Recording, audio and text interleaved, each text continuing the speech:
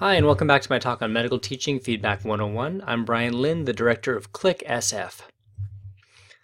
In this part of the talk, we're going to focus on objective number 3, which is discussing the importance of positive versus constructive feedback in medical education. So positive feedback is the kind of feedback that we like to give, where we tell learners what they're doing right, the behaviors that we would like to see them continue.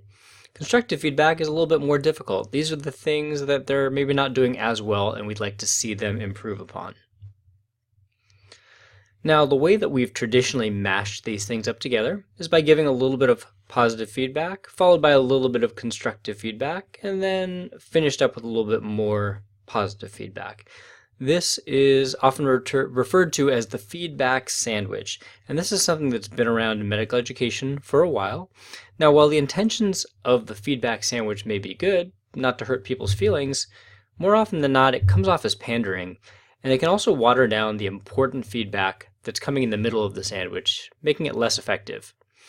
Also, it's kind of an old trope at this point, and students and learners are wise to it. Basically, when they get a feedback sandwich, they know that the bun is just filler, and really the meat of it is, you really suck at this. That's all they're hearing. So what's the correct positive to negative feedback ratio in medical education? Well, it's a little tough to say. In one study, it was quoted as being about 4-to-1, where if you give less than this, it will make your students sink into despair, but if you give more than this, then you're kind of a Pollyanna and everything is sunshine and rainbows, so they're going to kind of tune you out. I think it's safe to say at least that positive feedback is more important than constructive feedback, and so it should come in higher volumes. But with that said, remember, you're a coach, not a cheerleader, so it can't be sunshine and roses all the time. Experienced teachers provide honest feedback about both the good and the bad behaviors that they see.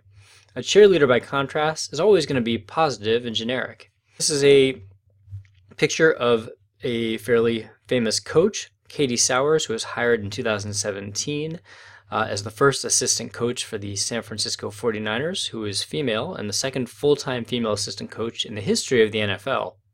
And to the right is Quentin Perrone, who is one of the first 2 men to be hired as an NFL cheerleader for the LA Rams. Both of these people are groundbreakers in their field, and both have my utmost respect for their talent and athleticism.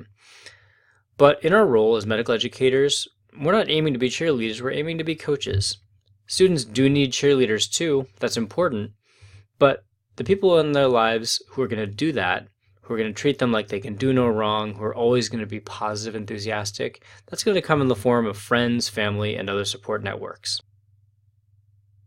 So really what you should be doing is trying to figure out that correct ratio of positive versus constructive feedback that's really going to get your learner on the page where you want them to be in terms of improving their practice.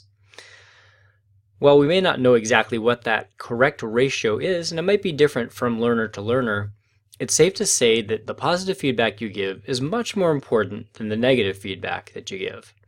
What you're essentially doing is reinforcing behaviors that you want your learner to continue when you give positive feedback. They need to know this and to hear this.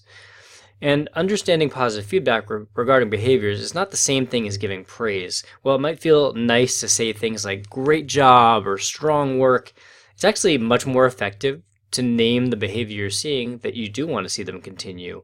Saying something like, I really liked it when you sat with the patient and made eye contact and didn't interrupt what she had to say. That's going to go a long way in letting the learner know exactly what it is that they did right. Some like to think of feedback as more of a piggy bank, and that's a nice tool for longitudinal relationships like we have in Click. It's really effective if you expect multiple exposures to your learner over time, because over the course of the year, you can keep depositing feedback into that feedback bank, and giving them positive feedback helps them to build trust in you as a teacher, as somebody who's really invested in their education. And then when you have feedback to give that's maybe more negative or constructive, they're going to take it a lot more seriously because they have that trust in what you have to say. So these are the basics of feedback, positive versus constructive feedback. In our final segment, we'll talk a little bit more about using effective phrasing for providing actual feedback. Here's a couple of references for your review that I used to put together this segment, and a really great article for you to check out. And I'll see you in the next part.